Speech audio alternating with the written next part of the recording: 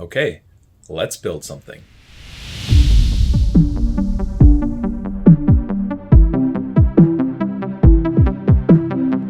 So about 10 years ago, I was contacted by a children's hands-on engineering museum called The Works. They had seen some of my videos on YouTube, and they wanted me to build a ball machine for their lobby.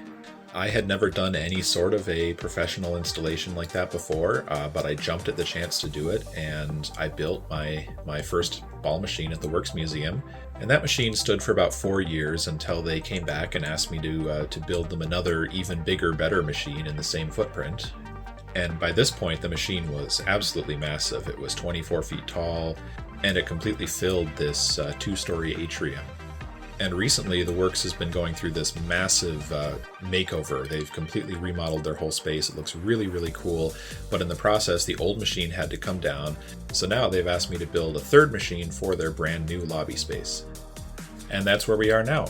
I have just started this project. I have not put a single piece together. I'm just beginning the planning phase, and I thought I would start this sort of building vlog so that the rest of you could follow along with me and we can kind of go through this project together.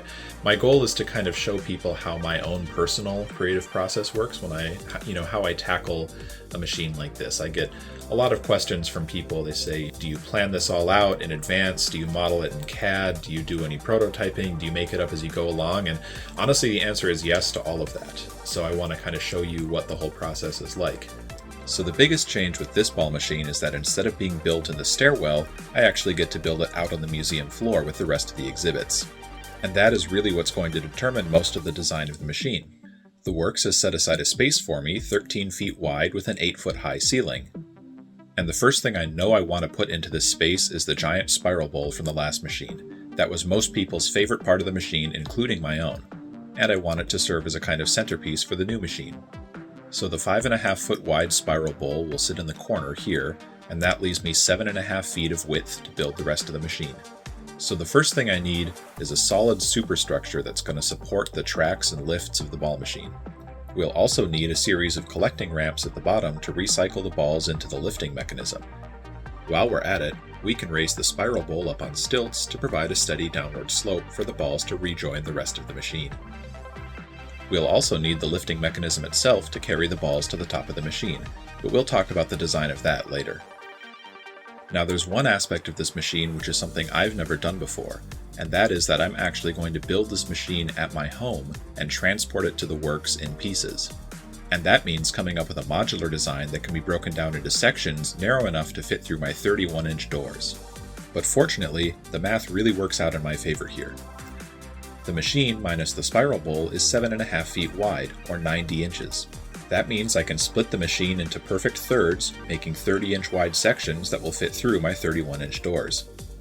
And even better, if I build my superstructure out of blue rods, the space between the truss sections is exactly 3 inches, so each section will be 10 blue rods wide. Then it's just a matter of splitting the machine into sections, moving it to the Works, and reassembling it the same way. Once reassembled at the Works, the entire machine can be elevated on stilts to allow cleaning and maintenance crews access to the floor underneath. At this point, the basic plan for the superstructure is finished. Smaller details like lift mechanisms and ball paths will be designed later. Right now, the next step is to get all the pieces together. And since the old ball machine at the Works has been taken down, we can reuse all of its old pieces to build the new machine.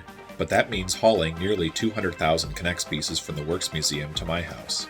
So I borrowed a van, got a few friends together, and we spent the afternoon hauling dozens of boxes of K'NEX pieces.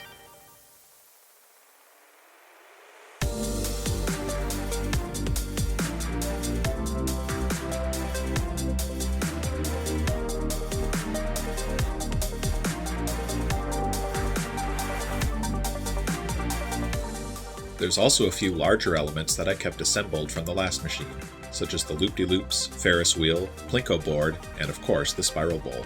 Hopefully I'll be able to find places for all of these in the new machine as well.